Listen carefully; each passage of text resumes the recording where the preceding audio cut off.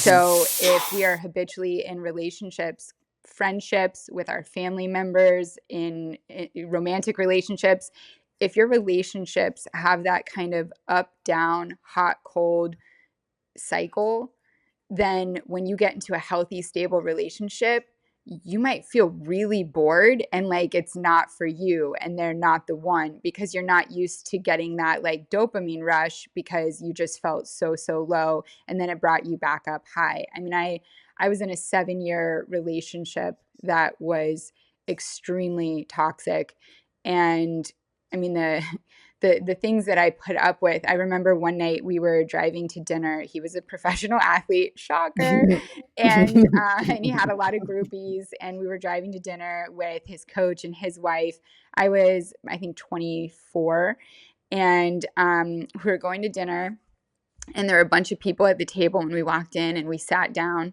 Oh, by the way, on the drive to the dinner, he said, "Hey, I just want to make sure, like, don't try to be funny. Don't try to make jokes.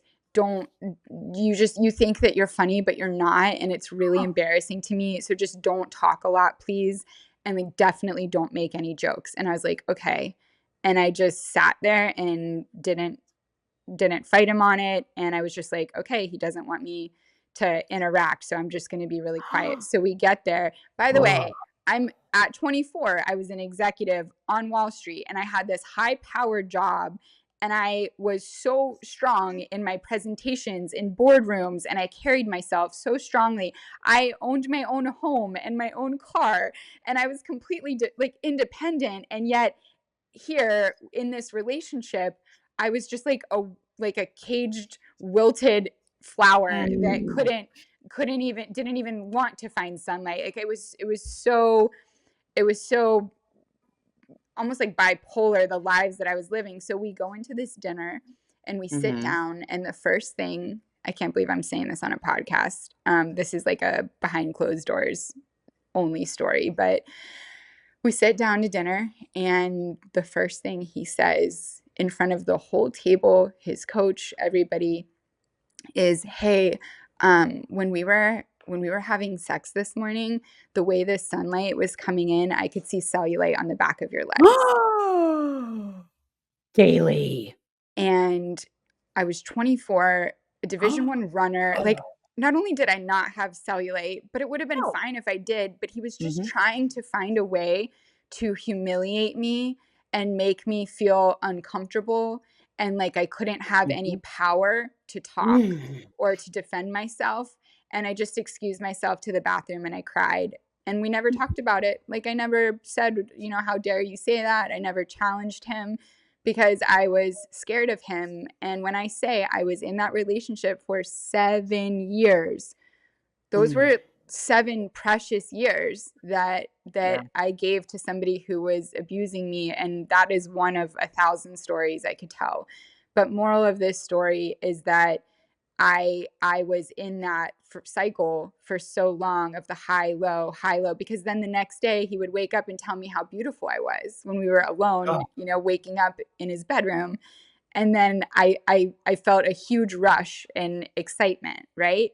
And so when I got out of that, it was really hard for me to find a healthy relationship because I only knew the up, down. And also a big part of this too, guys, is if you talk poorly to yourself in your mind, it's very easy to let somebody else talk to you that way. So part of why I wasn't able to stand up for myself is because if he's talking to me the way I already talk to myself when I look in the mirror, if I looked at the back of my legs, I would probably say that, even if it wasn't there, just to try and motivate me to work harder, run more, be better, be prettier.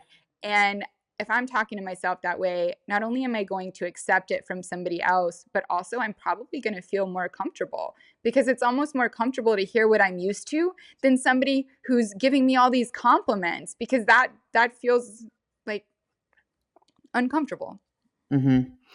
I just have to say, first off, it took everything to not like yell into this microphone and scare everybody listening to this. The sheer boiling of my blood that anybody would ever do that to you, let alone young Galey, right? Like when you are in your 20s, your brain is still not fully developed.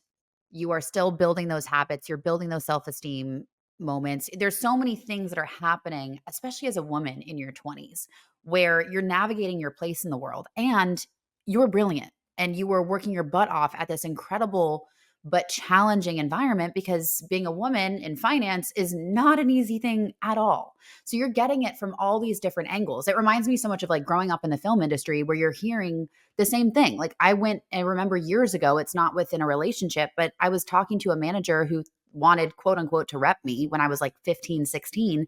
She told me I needed a nose job if I ever was going to work in Hollywood. Ah, And so to this day, I still have a weird thing about my nose because I think it's so, I know, but it's so rooted because we hear these things and our brain holds on to them and they become these narratives that we believe. And then you're totally right. When you're not talking to yourself in a way that's positive, it reinforces that negative rhetoric in your head. So why would you ever consider you could be worth more, right? Because you're getting confirmation bias from this person coming at you. And first off, I don't know who he is. Well, I actually do know who he is, but we'll keep that quiet between us because that's what girlfriends do and we protect each other. But what an idiot and what a sad, sad person. And I will tell you too, I think there's a lot of people out there, men, women, all of us, who have had somebody try to knock us down a peg and dim our light so that they believe that theirs can be brighter. And I will say this definitively, and I know this for certain for a fact, I will go to my grave with this on this point. There is more than enough light and there is more than enough abundance in this world that two people can shine as brightly as possible and they will not compete with each other. We need all the light in the world that we can possibly get, and everybody should be living to their fullest potential. So if somebody tries to pull that away from you to try to make theirs brighter, bless them, they are so far off from what they're here to do and what their ultimate purpose could be. And it's just, oh, it just breaks my heart. But I'm so proud of you because you have not let any of these relationships, any of these toxic experiences change the way you show up in the world. And it is a very, very, very bold and courageous act to not let people like that, especially a list of people like that, change who your true self is and who you are. And it's probably the most rebellious, badass thing you can possibly do is not allow that to determine your directive in life, not allow that to determine how you give to the world. And good riddance. I also want to punch him. Oh my God, I'm so angry right now. Like I'm in this chair, like so fiery.